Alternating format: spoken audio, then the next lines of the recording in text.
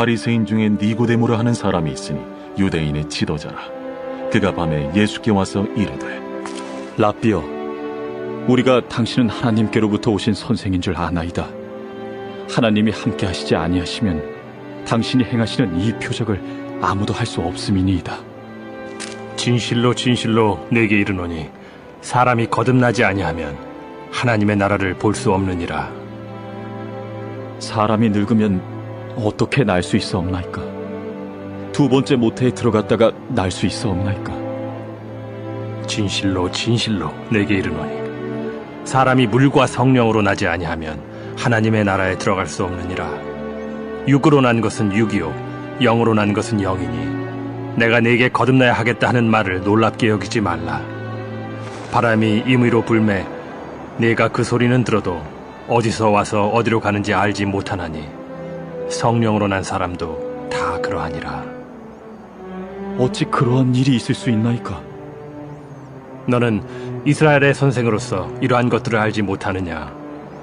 진실로 진실로 내게 이르노니 우리는 아는 것을 말하고 본 것을 증언하노라.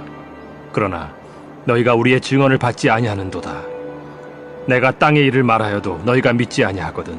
하물며 하늘의 일을 말하면 어떻게 믿겠느냐? 하늘에서 내려온 자, 곧 인자 외에는 하늘에 올라간 자가 없느니라. 모세가 광야에서 뱀을 든 것 같이 인자도 들려야 하리니 이는 그를 믿는 자마다 영생을 얻게 하려 하심이니라. 하나님이 세상을 이처럼 사랑하사 독생자를 주셨으니 이는 그를 믿는 자마다 멸망하지 않고 영생을 얻게 하려 하심이라. 하나님이 그 아들을 세상에 보내신 것은 세상을 심판하려 하심이 아니요 그로 말미암아 세상이 구원을 받게 하려 하심이라. 할렐루야. 우리 각자 있는 곳에서 하나님께 감사와 영광의 박수 올려드리겠습니다. 아멘. 우리는 서로를 볼 수 없지만 하나님은 이 시간 우리 모두를 보고 계십니다. 오늘도 살아계신 하나님 앞에 기쁨과 감사함으로 예배하는 귀한 예배 되었으면 좋겠습니다. 앞서 우리 영상을 통해 보신 것처럼 다음 주부터 4주 동안 네 분의 귀한 목사님들께서 오셔서 말씀을 전해 주십니다. 명예 교수님 한 분, 또 현직 교수님 한 분, 또 원로 목사님 한 분, 또 현재 왕성하게 목회 활동하시는 목사님 한 분, 이렇게 골고루 귀하게 쓰임받고 계신 잘 준비된 네 분이 오시게 되는데요. 다음 주 각 설교자에 대한 소개가 더 자세히 나가겠지만 저는 이 기간이 우리에게 있어서 말씀의 대잔치라고 생각합니다. 함께 모이지 못하지만 우리 귀한 목사님들을 통해 하나님께서 주시는 귀한 말씀을 통해서 우리가 큰 은혜를 받고 우리 가정이 하나 되고 또 교회가 더욱 견고하게 세워지는 시간이 될 줄 믿습니다. 저는 교회를 시작했을 때 초등학생에 불과했던 이제 큰 아이가 이제 어느덧 대학생이 되어 어려운 시기에 이제 미국 대학에 진학하기 위해서 딸 아이와 함께 가게 됩니다. 한 달 정도 다녀오게 되는데요. 또 아이가 캠퍼스 생활을 시작하기 위해서 현지에서도 백신을 맞기 위해서 조금 일찍 가게 되었습니다. 교회를 비우는 것이 마음이 무겁지만 하나님께서 정말 훌륭한 분들을 보내주셔서 우리 성도님들과 함께 정말 은혜가 충만하고 또 예배가 뜨거운 그러한 시간이 될 줄 믿습니다. 이제 오늘은 거듭나다 시리즈의 이제 막을 내리는 마지막 설교인데요. 어쩌면 가장 중요한 시간이지만 이렇게 비대면으로 카메라를 보면서 물론 여러분을 다 믿음으로 영적으로 바라보고 있지만 이렇게 설교하게 되어서 조금은 아쉽지만 그러나 우리의 이 공간의 차이를 성령 하나님께서 다 채워주실 줄 믿습니다. 오늘 여러분과 함께 나누게 될 시리즈의 이 마지막 제목은 이렇게 거듭난다. 이걸 좀 더 직접적으로 표현하면 이렇게 거듭나라 이렇게 해석할 수 있습니다. 우리는 그동안 요한복음 3장과 성경 여러 본문을 토대로 거듭남이란 무엇인가, 그리고 거듭남의 증거가 무엇인가를 살펴보았습니다. 오늘은 어떻게 거듭나야 하는가, 어떻게 하면 거듭날 수 있는가. 많은 사람들은 회심과 이 거듭남을 같은 것으로 봅니다.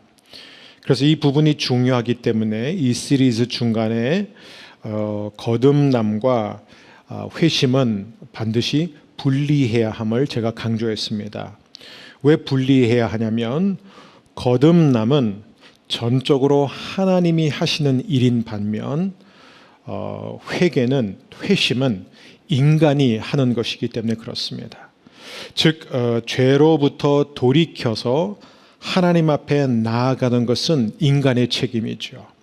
하지만 거듭남은 인간의 책임이 아닌 하나님의 주권적인 역사이기 때문에 그렇습니다. 자, 그렇다면은 만일 그동안 거듭남에 대해서, 거듭남의 증거들에 대해서 쭉 말씀을 들었는데 정말 저는 거듭나고 싶습니다. 제가 거듭나기 위해서 무엇을 해야 합니까? 라는 질문을 던진다면 성경적인 답변은 이것입니다. 당신은 거듭나기 위해서 아무것도 할 수 없다. 그게 정답입니다.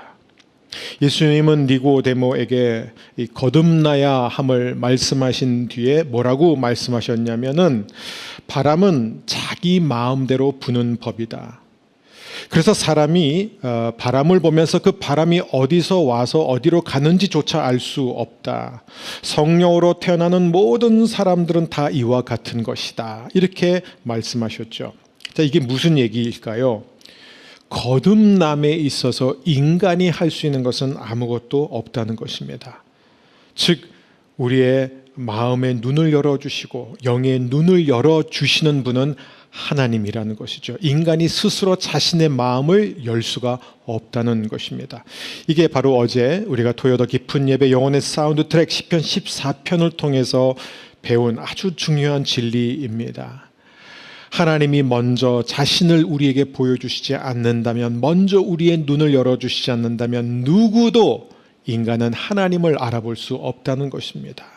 모든 인간은 하나님이 없다고 말하는 어리석은 자가 될 수밖에 없다는 것이죠. 오늘도 하나님이 우리의 눈을 열어주시고 우리의 마음을 만져주시기를 바랍니다.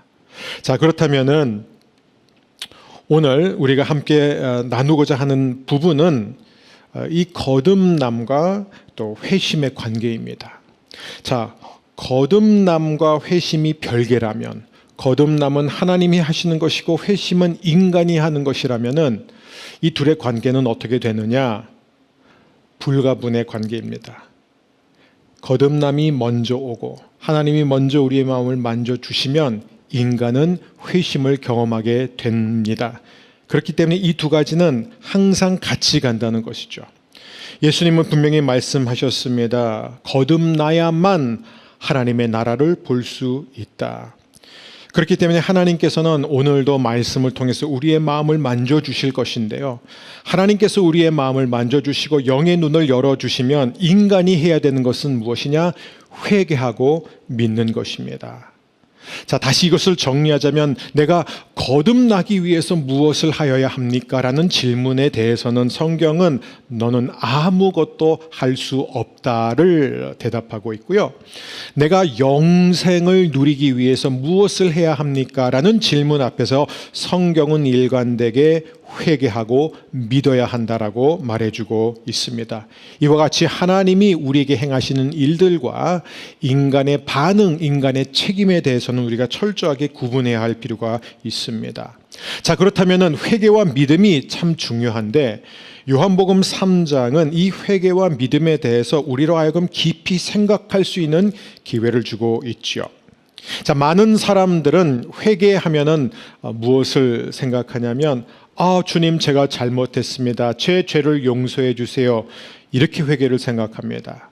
또 많은 사람들은 믿음 하면은 예수님이 나의 죄를 위해서, 우리의 죄를 위하여 십자가에 못 박혀 죽으셨음을 믿습니다. 이것을 믿음으로 생각합니다. 물론 회개와 믿음은 이것들을 포함하고 있지만 과연 이것이 전부일까요? 영생에 이르게 하는 회개, 영생에 이르게 하는 믿음은 과연 무엇일까? 오늘 우리가 요한복음 3장 말씀을 통해서 더 깊이 들여다보고자 합니다. 먼저 우리가 회개를 한번 살펴봤으면 좋겠는데요. 회개란 첫 번째, 죄를 뉘우치는 것 맞습니다. 그런데 그게 전부가 아니라는 것이죠. 자, 예수님은 회개에 대해서 뭐라고 말씀하셨냐면 요한복음 3장 14절과 15절에 이렇게 예수님은 말씀하십니다.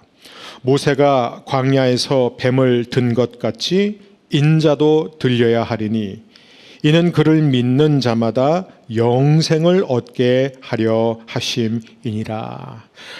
모세가 광야에서 뱀을 든 것 같이 인자도 들려야 한다. 지금 예수님은 어떤 사건을 말씀하시냐면 민수기에 기록된 사건을 말씀하고 있습니다. 왜냐하면 이 놋뱀 사건에 아주 중요한 메시지가 담겨 있기 때문이죠.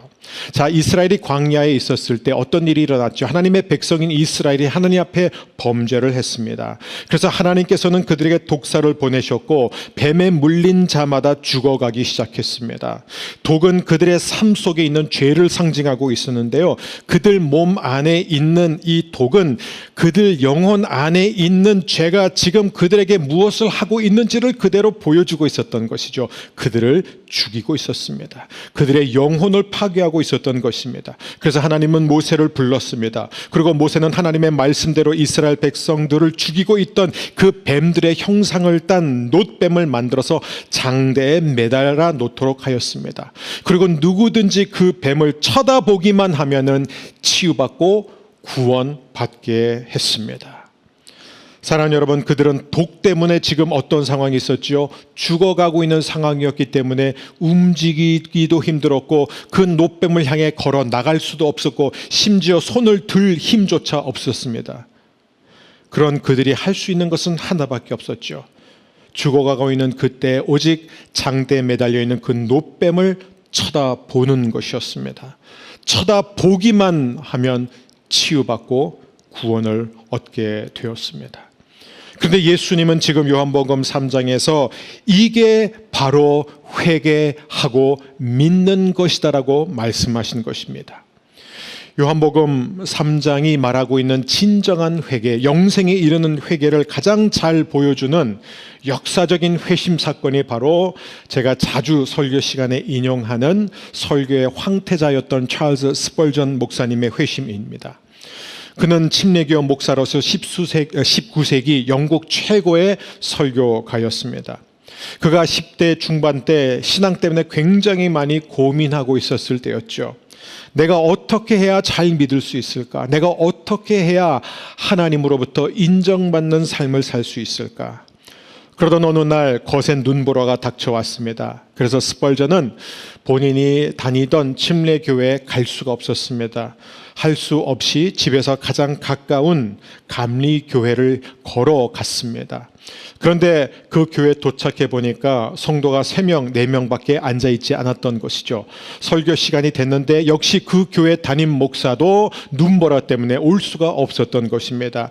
그래서 앉아있던 성도 가운데 한 사람, 한 평신도가 강대상에 올라서 하나님의 말씀인 성경을 펼쳐들고 한 절을 읽었습니다. 그 절이 바로 이사야서 45장 22절이에요. 현대인의 성경으로 이렇게 기록되어 있습니다. 세상 모든 사람들아 나를 바라보아라. 그러면 구원을 얻을 것이다. 그런데 이 평신도는 전혀 설교를 준비하지 않았고 또 설교 경험이 없기 때문에 그냥 그 구절을 갖고 앉아있는 나머지 3명에게 격려를 하기만 했습니다. 이 평신도는 이렇게 말합니다. 하나님을 바라보는데 손가락을 들 필요가 없습니다. 하나님을 바라보는데 돈을 쓸 필요도 없습니다. 하나님을 보는 데 있어서 내가 그동안 착하게 살았든 나쁘게 살았든 아무 상관없습니다. 그냥 보기만 하면 됩니다. 그러면서 그는 이렇게 말했습니다. 여러분 자신을 보지 마세요. 거기에는 소망이 없습니다. 그리고 마지막에 가서 이사야서 45장 22절의 이 한 절의 말씀을 마치 예수님이 직접 말씀하시는 것처럼 예수님의 입에 담아놓기 시작합니다. 그 세 명의 성도들을 향해 나를 바라보아라. 나는 핏방울을 흘리고 있다. 나를 바라보아라. 나는 십자가를 지고 있다. 나를 바라보아라. 나는 죽었고 장사되었다. 나를 바라보아라. 나는 부활했고 승천하여 하나님 보좌 우편에 앉아 있다. 나를 바라보아라. 이렇게 외쳤습니다. 그리고 거기에 앉아있는 세 사람 가운데 한 사람이었던 젊은 스펄전을 향해 외치기 시작합니다. 이복의 젊은이, 내가 볼 때 당신은 너무 비참하게 보인다네. 당신은 지금도 비참하지만 앞으로도 비참하게 살다가 죽을 것이요. 이 말씀을 믿지 않는다면. 그때 스펄전은 굉장히 중요한 깨달음을 얻었습니다. 그는 이렇게 말합니다. 나는 누군가가 나에게 구원받기 위해서 50가지 일을 시킨다면 그것을 다 할 각오가 되어 있었다. 즉 스펄전은 그 자리에 앉아 예배를 하면서 구원을 얻기 위해서 무엇이든지 하려고 했던 것입니다. 나는 구원받기 위해 50가지 일을 하고 할 준비가 되어 있었다. 그런데 나는 그 순간 그저 보기만 하면 된다는 진리를 깨달았다. 그리고 스펄전은 그날 밤 그동안 자신만을 바라보면서 살았던 것을 주님 앞에 철저하게 회개했습니다. 그는 고백하기를 나는 그동안 내 눈이 닳도록 내 자신을 보고 또 보면서 살았던 것이다 라고 고백합니다. 사랑하는 여러분, 회개란 무엇입니까? 물론 잘못에 대해서 뉘우치고 고백하는 것이에요. 그러나 구원에 이르는 참된 회개는 단지 하나님 제가 죄를 지었으니 용서해 달라고 구하는 것에 끝나는 것이 아닙니다. 그는 평생, 스펄전은 평생 그렇게 회개해 왔던 것이죠. 그러나 스펄전이 해야 했던 참된 회개는 어떤 회개냐면 자신이 스스로 자신을 구원해 보려고 했던 것에 대한 회개였던 것입니다. 영생에 이르게 하는 회개는 어떤 회개입니까? 아버지, 내가 그동안 잘못한 것에 대해 모두 회개합니다. 그리고 내가 잘한 것에 대해서도 회개합니다. 왜냐하면 저는 선한 것을 행하면서도 언제나 잘못된 동기로 행했기 때문입니다. 저는 좋은 일을 하면서도 저의 만족을 위해서, 저의 의를 위해서, 그리고 하나님을 움직이기 위해서 했던 것이지, 저는 한 번도 하나님의 영광을 위해서 하지 않았습니다. 저는 나쁜 일만 나쁜 마음으로 한 것이 아니라 착한 일들도 나쁜 마음으로 했던 것입니다. 나는 영적 파산 상태에 있습니다. 주님, 나는 영적 거지입니다. 주님, 나는 도덕적으로 타락한 인간입니다. 오직 주님을 바라봅니다. 주님의 은혜만을 바라봅니다. 이것이 참된 회개요, 영생에 이르는 회개인 줄 믿습니다. 저와 여러분이 날마다 이 아름다운 회개의 열매를 맺을 수 있게 되기를 바랍니다. 두 번째, 믿음입니다. 우리는 믿음하면 보통 주님이 나를 위해 죽으셨음을 믿습니다. 근데 과연 그게 믿음의 전부일까요? 어떤 사람이 거듭나는 데 있어서 어떤 노력을 해야 할까요? 자, 우리가 분명히 앞서 살펴봤습니다. 거듭남은 하나님의 주권적인 영역입니다. 거듭남은 하나님이 하시는 거예요. 자, 이 부분에 있어서 예수님은 뭐라고 하셨죠? 거듭나야만 하나님 나라를 볼 수 있느니라. 거듭남이란 영적으로 출생, 태어나는 것입니다. 자, 그러면 우리가 태어날 때 이 아기를 한번 보면 좋겠습니다. 여러분 혹시 기억하세요? 태어날 때를 기억하세요? 여러분이 엄마 뱃속에서 이 세상에 나오기 위해서 여러분이 과연 어떤 노력을 했습니까? 아마 기억나지 않을 것입니다. 왜냐하면 우리가 한 게 없기 때문이에요. 여러분, 아기는 태어나는 데 있어서 하는 것이 아무것도 없습니다. 아무것도 할 필요가 없습니다. 아기는 아기가 태어나는 데 있어서 어떠한 공헌도 하지 않지요. 그렇기 때문에 우리가 거듭나는 데 있어서 할 일이 정말 없는 게 맞는가? 그렇습니다. 우리는 영적으로 태어나는 데 있어서 우리가 보탬이 될 수 있는 방법은 하나도 없습니다. 하지만 우리가 놓쳐서 안 되는 중요한 사실은 무엇인가? 누군가의 선행, 누군가의 수고가 있었기 때문에 우리가 태어날 수 있었던 것이죠. 아기가 태어날 수 있었던 것은 그 아기가 태어날 수 있도록 엄청 힘쓰고 애쓴 한 사람이 있었기 때문입니다. 아기가 태어날 때 분만실에서 엄청나게 많은 일을 감내하면서 신음하면서 그 아픔을 감당한 사람이 있었기 때문입니다. 바로 이 한 사람의 엄청난 아픔과 고통 때문에, 희생 때문에 아기가 태어나게 되는 것이죠. 특별히 저의 이 아들 같은 경우는요, 엄청난 난산이었습니다. 제가 옆에서 보면서도 얼마나 안타까웠는지 모릅니다. 너무 힘들어서 이 아내의 눈에 있는 실핏줄이 다 터졌을 정도입니다. 여러분, 우리는 병원과 마취제와 진통제 시대에 살고 있기 때문에 이 해산의 고통, 수고가 어느 정도인지 우리가 충분히 이해할 수 없을 수 있습니다. 하지만 예수님이 이 말씀을 하신 그 시대는 병원도 없었고 마취제도 없었고 진통제도 없었던 시대입니다. 세상에 태어나는 모든 아기는 산모의 아픔과 처절한 고통을 통해서 태어나게 됐습니다. 아기가 태어날 때마다 산모는 죽음의 위기를 겪어야 했습니다. 실제로 우리가 역사책을 보게 되면 얼마나 많은 경우 아기가 태어나는 과정에서 어머니가 죽게 되었는지를 금방 알 수 있는 것이죠. 그런데 요한복음 뒷부분 16장을 보게 되면 예수님이 자신이 곧 떠나신다는 말씀을 하시면서 21절에서 갑자기 이러한 말씀을 하십니다. 21절 말씀, 쉬운 성경입니다. 출산하는 여인에게는 출산한 때에 고통이 있다. 그러나 아이를 낳으면 여인은 아이가 세상에 태어난 것이 너무 기뻐서 그 고통을 잊어버린다. 놀라운 얘기가 담겨 있습니다. 요한복음을 이렇게 읽다 보면요, 이 때라는 단어가 자주 등장하죠. 영어 성경에는 hour 이렇게 되어 있습니다. 근데 요한복음에서는 이 때가 굉장히 신학적으로 중요한데 대부분의 경우 예수님의 십자가 죽음을 가리키고 있습니다. 자, 여기에서도 출산하는 여인에게는 출산한 때의 고통이 있다. 지금 예수님은 무엇을 생각하는 것이죠? 예수님께서 십자가에서 당하실 죽음을 생각하고 계셨던 것입니다. 그런데 예수님은 자신의 이 십자가의 죽음을 여인의 출산하는 고통과 비교하고 있는 것이죠. 너희는 나의 십자가로 인한 아픔과 고통을 통해서 나의 희생과 죽음을 통해서 반드시 태어나야 한다라고 말씀하시는 것입니다.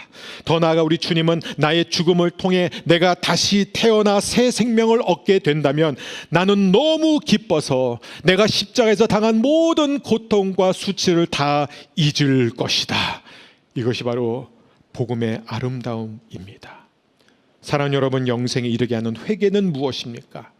영적 출생, 거듭남의 증거는 다름 아닌 이 회개는 단지 주님 잘못했습니다, 용서해 주세요로 끝나는 것이 아니라 하나님 아버지, 내가 잘한 것들, 나의 의로 행한 모든 것을 회개합니다.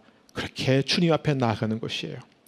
또한 참된 믿음은 무엇입니까? 역시 거듭남, 새로운 출생과 일치하는 믿음이란 하나님 앞에 나아갈 때 예수님께서 엄청난 희생과 고난을 통해 나를 태어나게 하셨음을 기억하는 것이에요.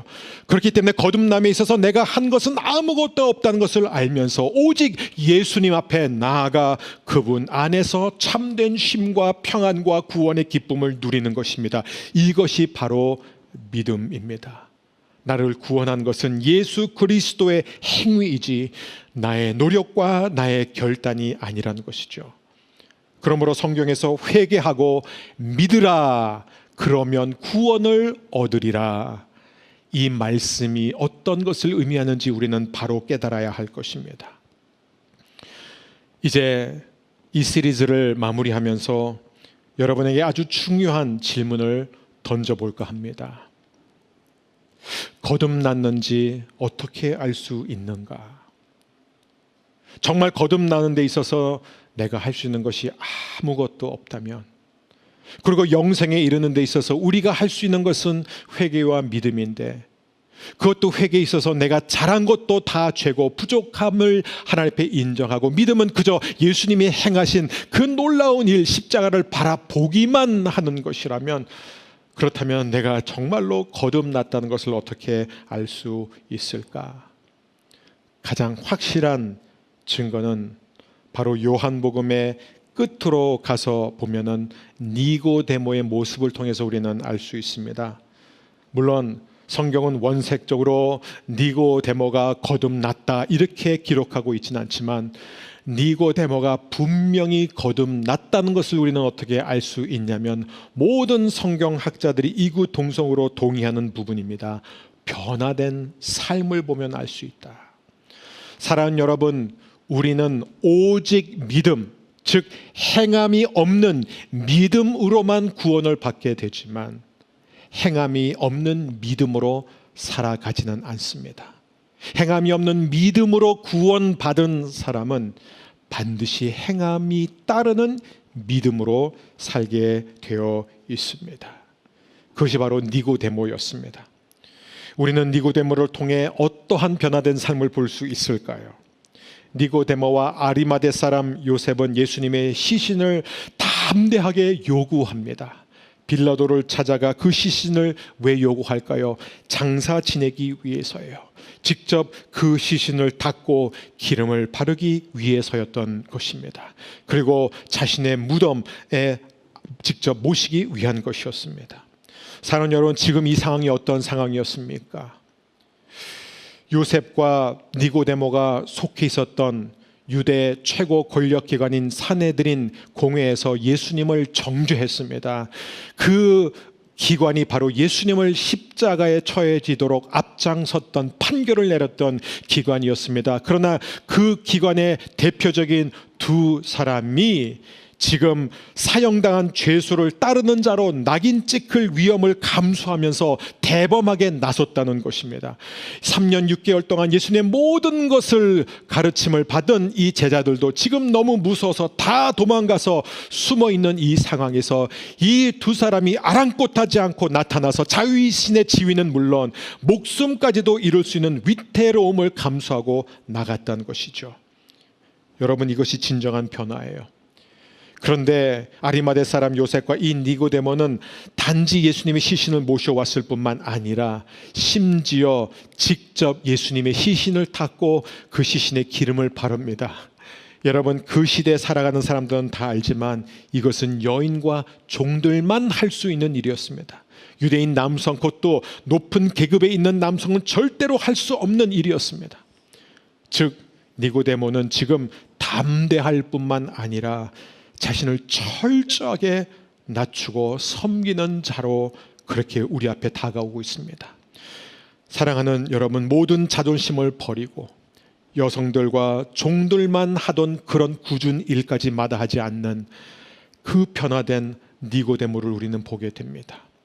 오직 은혜로 구원받은 죄인은 복음 때문에 밑바닥으로 떨어지게 되어 있지만, 바닥을 친 다음에는 하늘 위로 독수리 날개치며 올라가듯이 헐헐 나오르게 되는 모습입니다. 이게 바로 거듭난 사람의 특징이죠. 담대하면서도 겸손합니다. 진정한 담대함과 겸손은 언제나 같이 가게 되어 있습니다. 그래서 우리는 니고데모의 삶이 얼마나 아름답게 변화되었는지 알 수 있습니다. 관계 면에서, 사회적으로도, 문화적으로도, 신분, 계급 인식, 인종 인식, 모든 부분에 있어서 니고데모는 전인적인 변화를 경험했던 거듭난 자의 모습을 보여주고 있습니다. 여러분, 생각해 보십시오. 이렇게까지 변화된다는 것은 어떻게 보면 굉장히 두렵고 겁나는 것입니다. 그러나 여러분, 준비하십시오. 왜냐하면 이 변화야말로 세상에서 가장 아름답고 놀라운 변화이기 때문입니다. 저는 이 거듭나다 시리즈를 마무리하면서 끝으로 20세기 최고의 기독교 고전으로 알려진 C.S. 루이스의 순전한 기독교에서 한 부분을 인용하고자 합니다.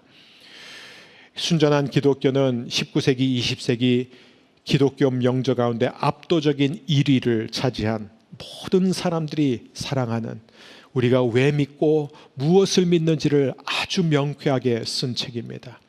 2차 대전 때 루이스가 라디오 톡을 통해서 방송했던 내용을 출간한 책이죠.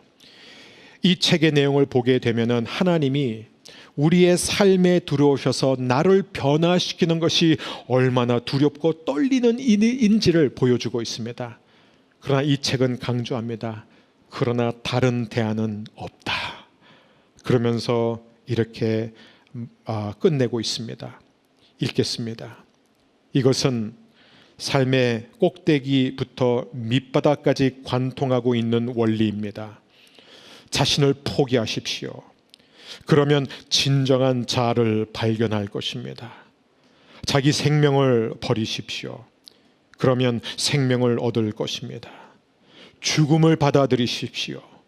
매일의 야망과 이루고 싶은 바람들의 죽음을, 그리고 언젠가 찾아올 몸의 죽음을 받아들이십시오. 온 몸과 온 마음으로 받아들이십시오. 그러면 영원한 생명을 발견할 것입니다. 아무것도 남겨두지 마십시오. 주지 않은 것은 진정한 여러분의 것이 되지 못할 것입니다. 여러분 안에서 죽지 않은 것은 죽음을 떨치고 일어서지 못할 것입니다. 자기 자신을 찾으면 결국 미움과 외로움과 절망과 분노와 파멸과 쇠퇴만을 보게 됩니다. 그러나 그리스도를 찾으면 그를 만날 것이며 그와 함께 모든 것을 얻을 것입니다.